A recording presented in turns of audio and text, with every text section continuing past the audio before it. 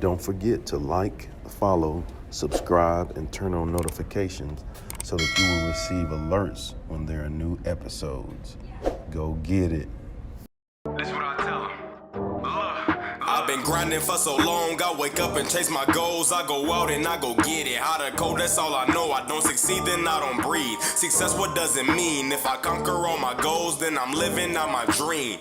Dig deep, go out and get it. Success Chronicles. Compete until it's finished. Success Chronicles. Go take care of your business. Success Chronicles. It's deeper than just winning. Success. Hey, what's up, everybody? This is Chip Baker. We are here live in Houston at CRU. Catch a Vibe. That's the name of the spot here. We are grateful that Greg and TaMeka Martin, I always want to call it Chop. I'll tell you about that later. Greg and TaMeka Martin have us here at their establishment, and we're grateful to be here. So we are rolling. We're about to start our interviews. Got some great guests for you today, highlighting the authors of the Impact to Influence books. And so we're going to have a good time. And so the first author that we're going to highlight, she didn't want to go first, but she is my sister, Alecia Thomas. And so we are here live, and it's I'm so honored to be able to highlight her. You know, I think she's an amazing young lady, amazing young lady, doing some great things, and I'm truly grateful that, you know, I've been able to do some things to have her be an author, a best-selling author, my little sister, right? Yeah, give it up. Woo! Yeah. That's it. And so, truly grateful for her and her support and everything that she does. But tell us a little bit about who you are and your background so the audience will know. My name is Alecia Thomas. I am Chip's little sister. I've been in education for over 20 years. I'm currently an assistant principal at a high school. T-shirt maker, wife, mom, crafter. Yeah. Do a little bit of everything in all things. That's who I am. Yeah, good deal. So how long you been in education? 20 plus years. There you go. Good deal. Well, you know, in the book, you were in the Impact of Influence book series. You have a chapter. Talk to us about the writing process. How was that writing process for you? So I was a part of the volume 3. The writing process for me, I am a writer, language arts teacher. Woo-hoo. Yeah. So writing is easy for me. It was a little difficult because of who I chose to write about in my chapter. The title of my chapter was The Golden Trio, and so I chose to write about my mom and both of my grandmothers. Yeah. So just finding, I guess, the little nuggets from each of those influential people in my life and actually putting it into words.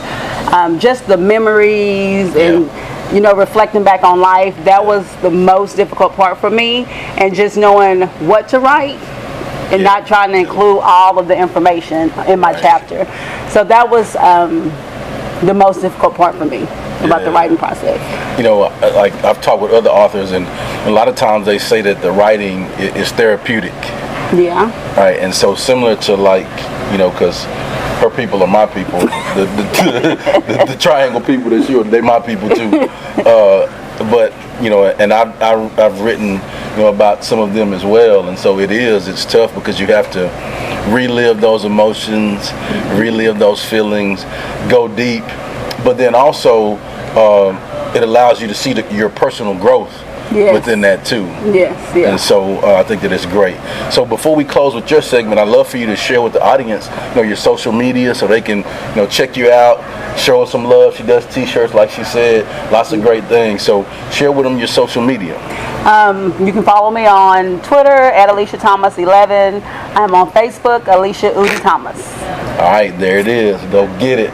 All right, guys, we are here again at CRU with another one of the Impact of Influence authors, Miss Leslie Davis. Let's give her a hand. Glad to have her here. Yeah.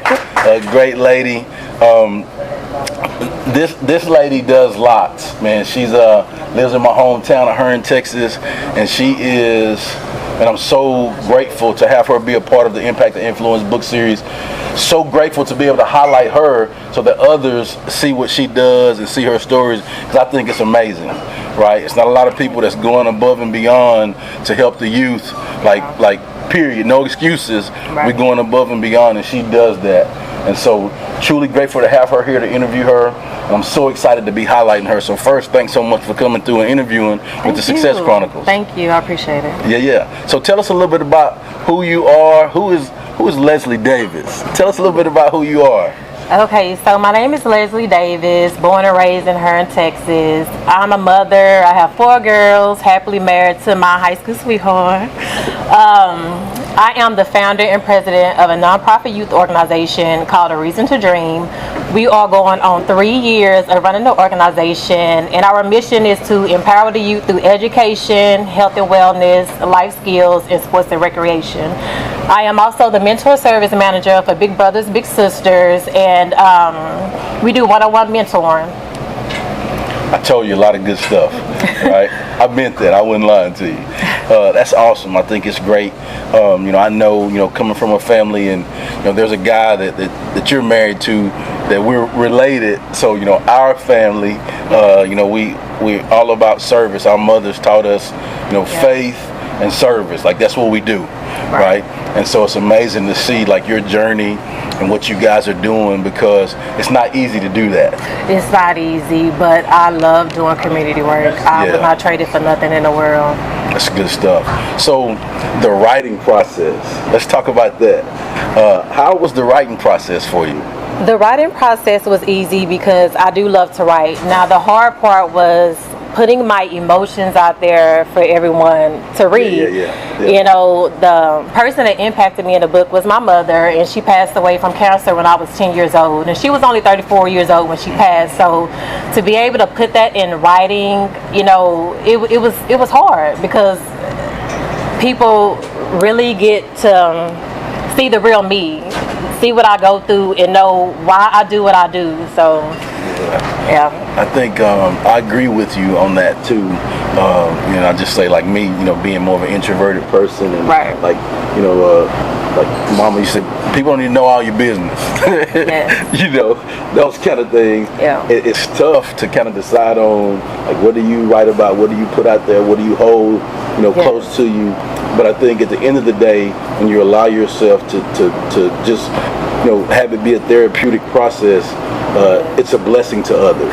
Yes, absolutely. And it gave me the opportunity to open up, and release and heal from what I've been hurt for so many years. So I enjoyed it. That's awesome. Well, again, thank you for coming. As we close, I'd love for you to share your social media with the audience. Share about your program so that people can check you out and show you some love and donate and see what you got going on. So share that. So you can find me on Facebook under Leslie Davis, and you can find our nonprofit organization website is www.areasontodream.org. Some of the programs, like I said, are education, health and wellness, and we are big on getting volunteers and receiving donations to help run our programs. That's good stuff. So again, I just want to tell you thank you for coming through. Thank you for what you're doing, and give you some encouragement. Keep doing your thing, because it's making a big difference. Thank you. I appreciate it. All right. Thank you. Thank you.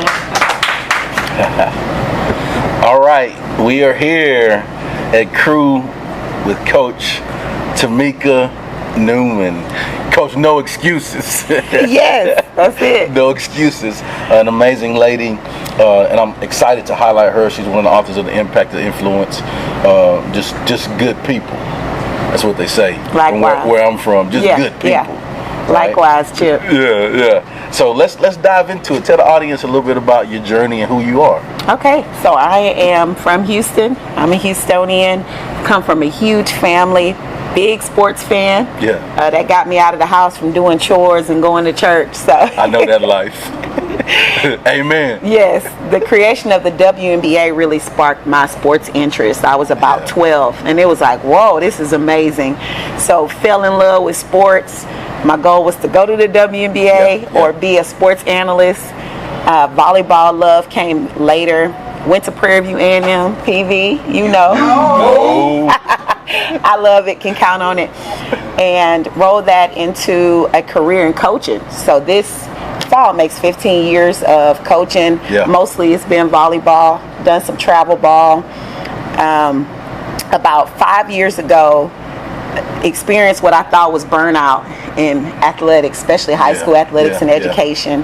And just did some reflecting. My grandmother had passed, who raised me, and COVID hit and everything took a pause. So all this rolled into the COVID pause. Started reflecting, and then I created Grit and Grind Athletics, and it addressed some of the things that I thought were a problem in education was with athletics. And that was the mental side of coaching, and then coaches' professional development. I thought if you played sports, you had a clean background, you was willing to work, you knew somebody, they threw you into coaching with absolutely no professional development. So created a curriculum for that and started going out to speak and doing workshops. And then somebody talked me back into education. So I'm at Northland Christian as an athletic director, and I coach volleyball. My daughter is there, so it's amazing. Unique experience. I didn't even imagine we'd ever get on the same campus until she was in high school, because I was a high school coach and teacher. And then I met Chip, and man, good things happen when you meet Chip. Let's go. Everything's been amazing since the day that I met him virtually, because it was during COVID. Everything was virtual. So speaker, workshop facilitator, athletic director now. The list goes on. Yeah, so many good things. I think we could do a whole evening with all of the things, with your accomplishments. Oh man! If we just it'd be a whole evening full. But it's amazing stuff, and the influence that you've had on so many is great. And I'm grateful that you took a little time and detail your story, because I wanted people to know your journey, your background, what it's taken for you to be where you are. And I just like everybody like I'm blown away by the effort that you give, and everybody just to give service and help others.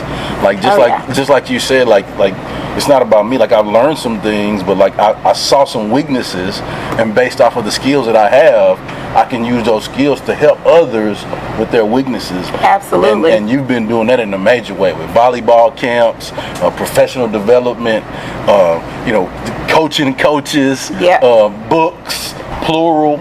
Yes. I said plural. Plural, yeah. Plural books, right? So just doing lots of amazing things, and so kudos to you. But how was the writing process for you? All right. So Chip's project was my third project in about a year and a half. I did a memoir / self-help on my own, self-published, and then I participated in a athlete to entrepreneur co-author book, and then I got to Chip's book. And because I had taken that pause to reflect, I was about 32. That tells you how old I am now. And I had taken a second itself to reflect, okay, how did I get here? My grandmother who raised me had passed, and I was certainly emotional about that. Cried so much in the first book. I couldn't talk about her. Her death was maybe 6 months old when I wrote that book. But by the time I got the Chips project and all the reflecting and looking at my life, how did I get here? And I named my chapter A Ram in the Bush. And the story in the Bible is Abraham was asked to sacrifice his only son. And he went to do it reluctantly. He didn't want to do it. And right when he was going to do it, he heard a ram rustling in the bush, and the ram became the sacrifice. And so my chapter, I thought about the lady, the awesome, amazing woman who helped me get into college. And it was a lady who was a former coach at Prairie View, who was now a middle school coach, saw me at a high school game and said, oh, she can play at Prairie View. Made a phone call, and I was a two-sport athlete. And so the basketball coach had called me about basketball solely. While I'm talking to him, I said, hey, I'm really interested in being a multi-sport athlete. Lots of audacity, y'all. I'm the first in my family to go to college, let alone a college scholarship. And I'm like, I'm going to do two sports. Come on. And he says, okay, I'm going to ask our volleyball coach if she's open to this. And while that's happening, the call had already been made to the volleyball coach. He says, Tamika, I just got told about her. And it worked out, went there, had an amazing career, ended up in the Hall of Fame there. But the lady who did that was Jocelyn Adams. And I'm sure somebody knows her because she's that incredible. And she was the ram in the bush, because I was doing everything I could do within my resources, and it was looking like college was not, athletics wasn't going to happen for me, because I didn't have the funds to do travel ball and all that. And as soon as I was like, well, I'm just going to go to school in academics, there's that ram in the bush. And so I wrote my chapter about that. I feel like that catapulted my life. If that hadn't happened, there's so many things that don't happen after that. So It came easy at that point because I had already been spilling the beans, spilling my heart out on paper. So I enjoyed it. It was therapeutic. I'm glad I could chronicle, I could journal and write that story. She appreciated so much. I caught her off guard with it. And when I released it, so many people responded. She was a ram in the bush for me. So it was incredible. So good. That's so good. It makes me think about all of the people that I've had in my life as well, which hence the reason why we did the Impact of Influence series, because I don't care who you are, we all have been influenced by something or someone in our life, and it's influenced us in such a manner that it's impacted us and caused us to be who we are. Oh yeah. Right? Oh yeah. And so I catch myself like doing things that those people did. I catch myself saying those things that those people that's the say. one right there. Yeah, like man, that sound like mama and them. Yep. Right? And so it's just an amazing thing. So as we close, I'd love for you to share your social media where people can check you out, check out the volleyball camps, get the books, plural. Get the books. Plural. Yes, Yeah. absolutely. All right, so share with them. Awesome. So TaMekaNewman.com, and some of my services are mental skills training for individuals and teams, obviously speaking, workshop facilitator. All the books are on there. My Twitter is at Coach No Excuses, like he joked earlier. My Facebook is just Tamika R. Newman. I think that's it. Instagram is, I don't know, y'all, some long name, but if you find me on the others, I'll hook you up to that one. But Tamika.Newman for my website, and then clients at Tamika.Newman to reach out to get in contact with me. Awesome. Well, thank you, Coach Tamika, for coming through and interviewing. Appreciate what you do. Keep doing your thing. Yes, sir. Thank you, Chip, for connecting me to so many amazing people. Absolutely grateful. Thank you. Yes, ma'am. All right, there it is. Give it up. All right, everybody. We are here at CRU, and we are here with Chop. Tameka Chop Martin. That goes way back. That's what we call it, the family. But man, so grateful for her and her husband on this amazing spot where we are today. CRU, truly grateful for them welcoming us, the Impact of Influence authors here. So man, it's been a great time so far, and man, it's really about to go up. What? Up. Up. All the way up. All right. All right. He know I'm a clown, so let's get into it. So let's dive into it. Tell the audience, about who you are and what it is you do. So I'm Tameka Chop Martin. I'm originally from Bryan, Texas, by way of Calvert, Texas, with a little sprinkle of Hearn, Texas, so that Robertson County, Brazos Valley connection. I graduated from Bryan High School, and then I went to the Prairie View A&M University, where I went on athletic and academic scholarship. PV? You know! All right, where I went on an athletic and academic scholarship, and I pledged Alpha Kappa Alpha Sorority Incorporated. Oh, 6. All right. So I majored in engineering, and the Lord took me on another path. He took me into education. So I've been an educator for 20 years, and it's really a ministry. But not only am I an educator, I'm an elevator through my Glam and Girlfriends business. The GLAM stands for Go-Getter, Leader, Advocator, Motivator, as well as a realtor, because I love to learn. I am married. I've been married almost 18 years to my husband, my boo Gregory, and my beautiful daughters Chloe and Cadence. That's awesome, man. It's a lot left out in there, but she did I know. a good job. I wrapped it up. Man, she is involved in lots of amazing things and making a huge influence on everyone around her in the world. But diving into it, how was the writing process? I've heard you talk about some of the things that you've written about, but talk to us about the writing process. How was that for you? So when my brother Chip reached out to me, because he is a connector, and when he reached out to me, I knew it was time to put this story in paper. So my mother passed away in October 21, and it was tragic. She passed away tragically. One day she was here, the next day she was riding her bike and she got hit. It was actually on the news and everything like that, and it was an accident. But what it brought up was my brother was killed by a drunk driver when I was 6 and he was 3, and it happened right in front of me. So I had 36 years of grief that was kind of like culminating in me. So I had to get it out. It was therapeutic. So my chapter is called Grief to Greater, because the biggest thing that has influenced and impacted my life is grief, and how I flip that pain into purpose. Oh, it's so good. And again, just like the influence piece, I think none of us are immune from growing through grief either. Right. You know, and so, you know, with the age of where we are, you know, a lot of times we're in that phase of, you know, a lot of those people that were amazing people to us, right, you know, they're passing, and so now looking around and like, wait, like we're the ones. Yes, it puts things in perspective. Yeah, now we are, you know, supposed to be, you know, what they were to us, to the people that are around us now. And so, man, that is, whew, it's a lot. So, Chip, I tell them, I said, I grieve and I grind, I mourn and I move, because we got to keep moving. Yeah. Because we were created for a purpose. So that's my overall life mission, to live on purpose with purpose daily. And sometimes that purpose is to touch students. Sometimes that purpose is for me to sell a house. Sometimes that purpose is for me to make people laugh.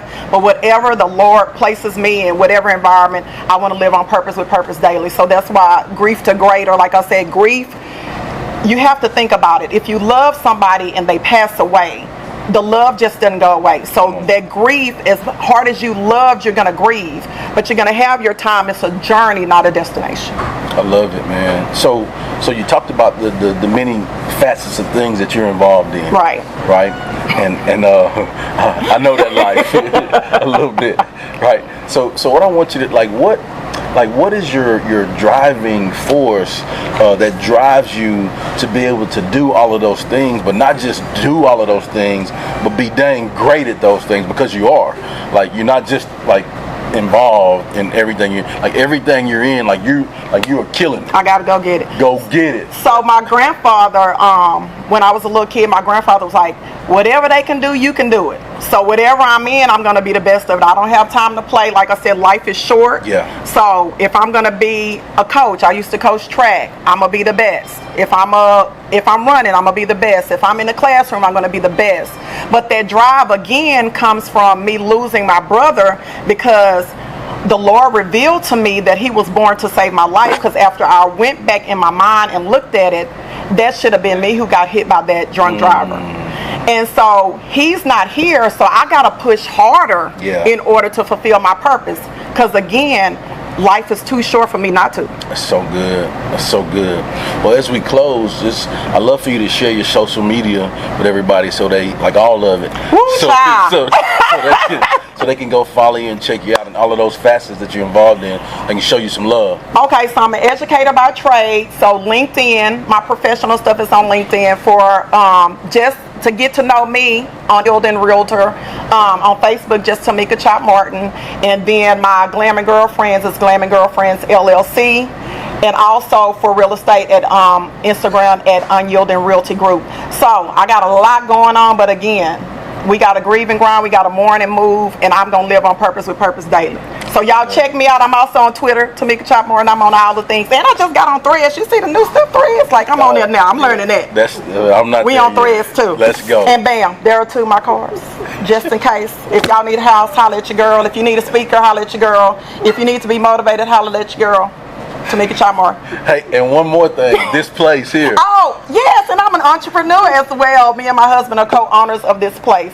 So, come check us out. There it is. Again, thank you so much. Appreciate your time. Go get it. All right, guys, we are here live with Dr. Carlton Todd, an amazing man doing amazing things, and truly grateful to be connected with you and be on this journey with you with the impact and influence, man. Man, thank you for having me, brother. I appreciate it. Yes, sir. Well, tell the audience a little bit about who you are, man, so they know your journey and your story. Oak Cliff, that's my hood. Put it in your face. So, I'm from Dallas, Texas. I'm originally from Oak Cliff. I'm the first in everything in my family. I'm a graduate of David W. Carter High School, Dallas Carter. So I graduated. We got all the, we got Friday Night Lights. We got Carter High. Yep. So that's my alma mater. Came to Prairie View, A&M University. I got all my degrees from Prairie View. I am an administrator. I'm a principal. This is my 15th year in education. I'm also a church kid. I'm a minister of music. So I can pray and do a little knuck if you buck. There you go, ratchet and righteous. But on the flip side of that, I also have an organization called Boys to Men, where I mentor young men, and I take it on every campus that I'm a part of. And so we teach young men how to tie neckties, how to tie bow ties, how to, table etiquette, how to treat women. Skills. We talk about real life issues that we as males face. I grew up without a father, so, everything I learned in the locker room, and it was wrong. And I'm like, man, really? So I wanted to provide that safe haven for young men to be that outlet. And so, that's a little bit about me. Awesome. So, man, I remember having a conversation about doing a chapter in the Impact of Influence book. Man, it was an exciting convo. Talk to us about your chapter. How was that for you? So by trade, I'm a reading and language arts teacher, but it was just trying to organize my thoughts as to what I wanted to share. And I went back to the moment to, people always say, why you became a teacher, why you became an educator. I didn't become an educator because I had a great teacher. I became an educator because I had a bad teacher. I didn't become an administrator because I had a great principal. I became an administrator because I had a bad experience as a teacher. And I remember, so I was the bad kid in class. And so I remember... Where was your seat? I was a bad class. I don't care where you sit me next to. I was go talk. The teacher would try to sit me next to the bilingual students. I had them laughing. I'm like, no. We in that thing. I'm go talk no matter where you sit me at. And so I remember one day, I would tell the class, I was like, class, we not doing any work today. But y'all gotta have my back, because if you make the teacher mad, what do you think happened? She go off. And when she go off, what happened? We started wasting time, and then guess what? Class was over. So I remember this one particular day like it was yesterday. I was like, class, y'all got me? And the class said what? They had me, right. And so I'm sitting at the table, and she was like, okay, guys, get busy. I'm like, whoever that is, please stop and stop now. I'm like, y'all better stop. She ain't playing with y'all. We got back to work. Is that you, Todd? I didn't even do nothing. And she was like, I'm watching you. And I was like, and I'm watching you. And so the class, they would laugh, because I was a class clown. I'm a nut, period. But I was a class clown. And so the next time, it's you! So y'all, her face turned red. She got crazy, and she just, and I was just laughing on the inside. And so she told me to stay back out the class, because about that time it was time, And so she said one thing that would change my life forever. She said, you know what? You a loser. I hate you. And so she began to tell me all the things that I wouldn't do simply because I made her mad. And so it was like February. So guess what? You call me a loser. Every day I had one job in her class, and that was to give her hell. And I did a great job at it. And so I was determined to prove to her that I was not going to be a loser. And so as bad as I was that day, guess what? That actually hurt my feelings. And so I remember going throughout life just following narratives, I didn't want to follow, I fell into that narrative. And so I remember one day I woke up and I was like, man, you know what? I got this, because I've always been outspoken. But, and so I had to, not winning is never an option. How I will win is.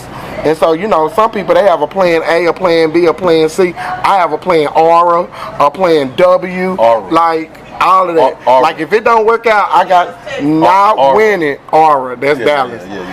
Not winning is never an option. How I will win is. And so I remember going through school, and I said, I'm going to be a teacher. And so I remember she told me I would never graduate. So I remember when I got ready to graduate, I went to her classroom, and she said, what do you want? Like, I just wanted to let you know you called me a loser all those years ago. And guess what? I'm going to be a teacher, and I'm going to be a better teacher than you ever was. And what did she say? Get out of my room. I was like, you're just so mean and just so hateful. And then the next, I went to Prairie View, got my degree. And I told her, I said, I just want to let you know, I got my degree. And I'm going to be an administrator so I can get rid of all the teachers just like you. And what do you think she said? Get out of my room. So you're just so mean and hateful. But when I got ready to meet with her the last time before I got my master's degree, she apologized to me. And she said, you know what? Every time you come back and you remind me what I said, it makes me feel worse. She said that I took a moment that I was weak and I was frustrated, and I said something to you that I never really meant to say to you. And you've used that, and you remind me every time I see you. So she apologized to me. We hugged. We cried. And, and then months later she found out she had cancer and she passed. And so I always tell people that your words matter. Yeah. You never know what you're speaking into people's lives. And so now I try to make sure that nobody that come in my presence, leave feeling like a loser. And that's so good. And that's what you touched on in the chapter. That's exactly what I touched on in the chapter. It's just about, you want to make sure you leave this world a better place than you find it. Like I said, not winning is never an option. Yeah. How I will win is. Winners always find a way to win. Yeah. Losers are the ones that sit back and they make excuses and I can't do this because this is where I'm from and I can't do that because no, if you're a winner, you come up with a strategy and you got to make sure that if you are the superstar. I think about LeBron. LeBron had, when he was in Miami, he won the championship. He had Dwayne Wade, he had Chris Bosh, he had Ray Allen, he had Mario Chalmers. He had a bench. You got to have a bench in your life. And then I think about, before I say that, I think about Michael Jordan. When he was with the Bulls, he had Scottie Pippen, he had Ron Harper, he had Dennis Rodman, he had Tony Kukoc, he had Steve Kerr. He had a bench. You got to have a bench. You got to surround yourself with people that's going to say, you know what, you need a water break. And although you need a water break or you need a timeout, I got us. We going to keep the lead while you take a break. Or you need somebody to say, hey, this not for you. You having an off night. While you have an off night, I'm going to step in and I got you. And so that's pretty much what my chapter is about. It's about, finding a way to win. And when you win, you make sure the people around you win. That's how you give back. That's it, man. That's what it's all about. The impact, the influence. That's right. Well, as we close, if you don't mind sharing with the audience your social media. I'm on Facebook, Carlton Todd.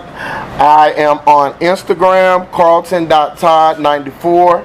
And I am on Twitter. You can follow me on Twitter at Carlton Todd 5. There it is. Appreciate you, brother. All right. Appreciate you, brother. Thank you. Yes, sir. All right. So we're here. We're going to do a little panel with the impact of influence authors. And I have just one question that I want to ask all of you. All of you are doing amazing things to influence and impact others. And so, if there's people that's checking out this interview and they want to know, well, man, like they're doing some cool stuff. And what about little old me? Can I do that too? Well, yes, you can. Right? I want to remind you of that. Yes, you can. And just if each of you can give just one gem that would help them. That has helped you in your life influence and impact others. And we'll just start over here with you, Chop, and we'll go around. That's okay. All right. So my first thing is I have to be vertically aligned to be horizontally aligned. So vertically aligned to my Heavenly Father, to be horizontally aligned to everybody else. And with that being said, you got to give, you got to love, and you got to serve. But most importantly, you got to live on purpose with purpose. So figure out what your purpose is and go get it. I love it. What about you? My daily focus is being intentional in all things. Always, again, finding purpose in your life so that you know who you are 100%, so that you can serve others and give willingly and openly to others. And being intentional in all things and never stop dreaming. Love it. What about you, Coach Tamika? I would say mine is be consistent. When I think about being a young person, the people that impacted my life the most, like my grandmother, was because she was so consistent. So being consistent in behaviors, attitude, work ethic, and habits.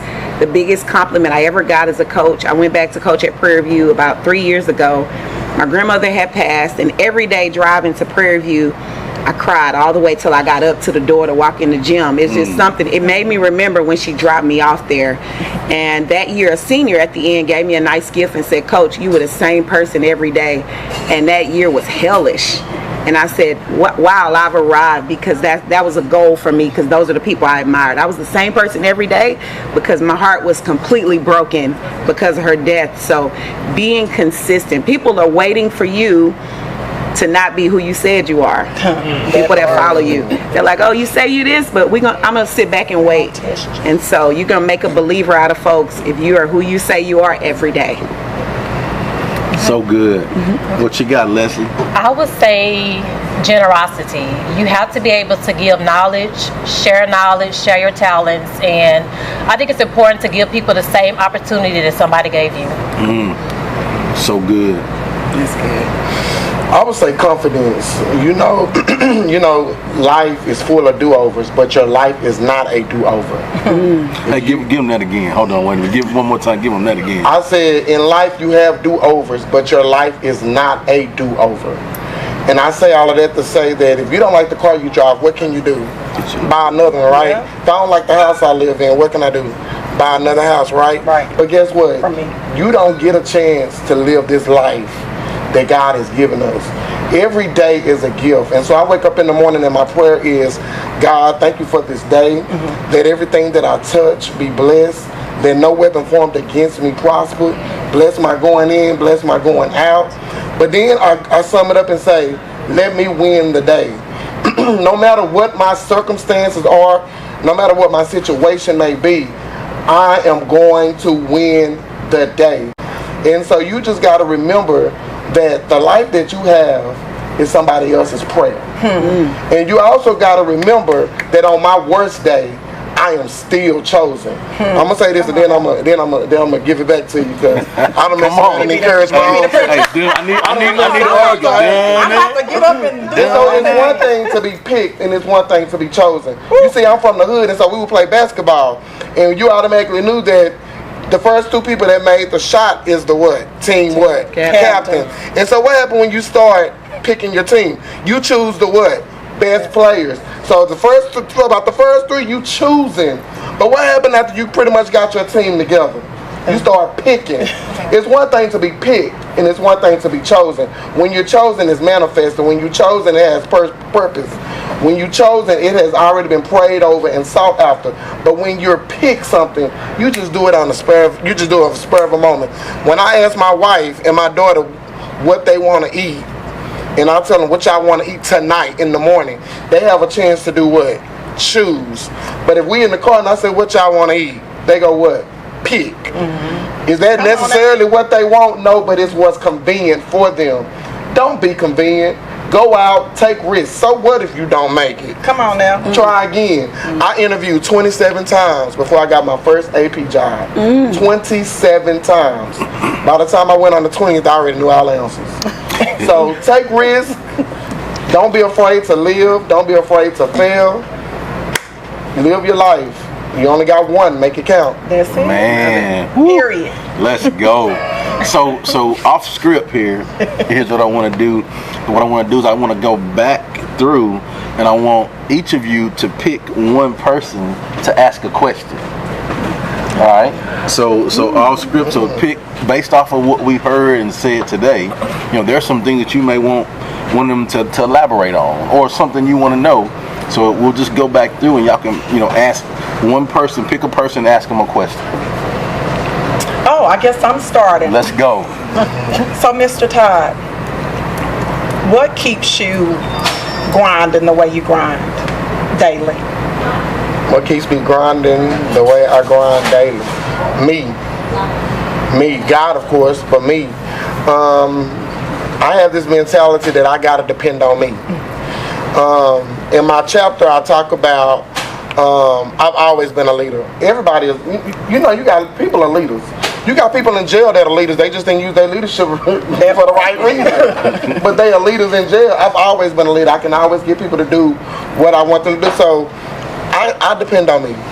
And then not only that, I realized that for some people, I said earlier, that what you have, you're somebody's prayer. Yes, sir. And so I want to make sure that I am the answered prayer. and that I'm legit.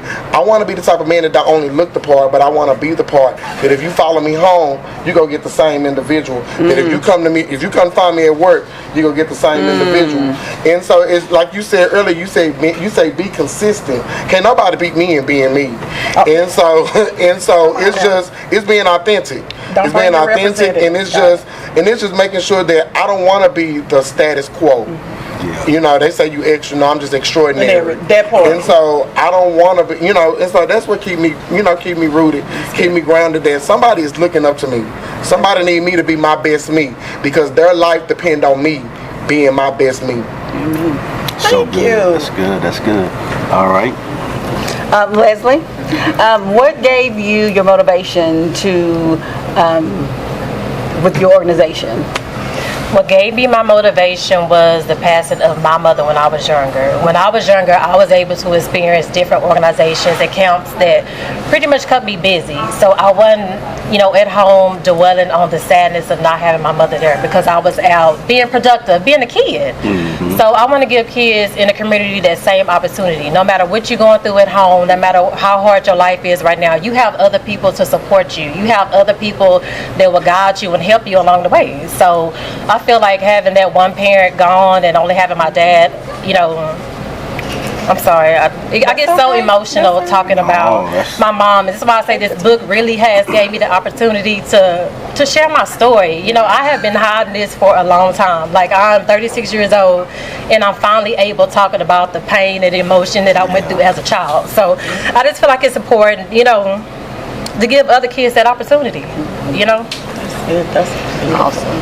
Good stuff. All right, Coach Tamika. Alecia, my question is for you. What would you tell your 13-year-old self? That's a good one. That is my 13-year-old self in the streets of Hearn, Texas. 8th grade year. Again, I'm a dreamer. I always have been.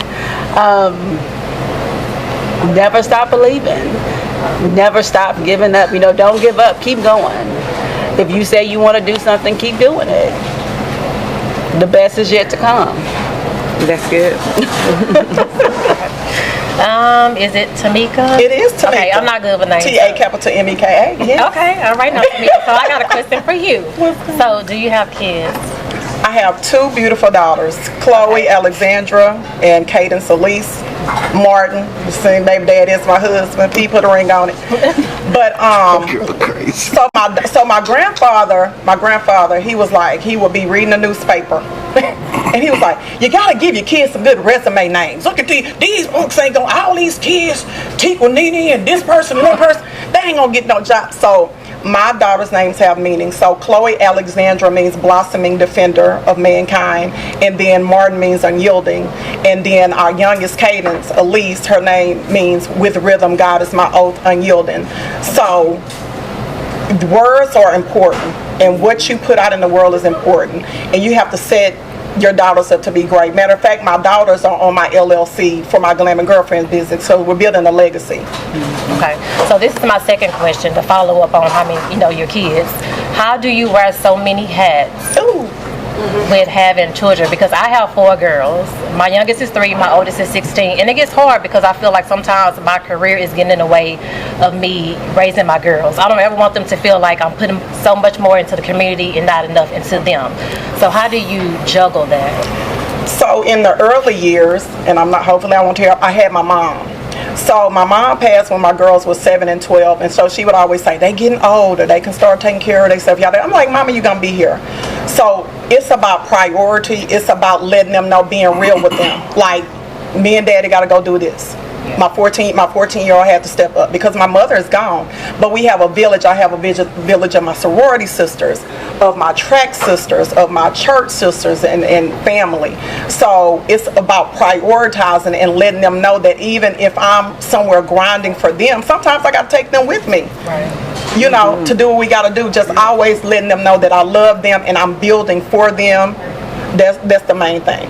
And it's going to be some days where they're going to be upset because I'm not going to be able to go. I'm an assistant principal, so sometimes I don't get to go to things. However, I let them know, and I spend time with them and let them know I'm mama grinding for you. Right. So that one day you won't have to do this. You can choose to do what you want to do.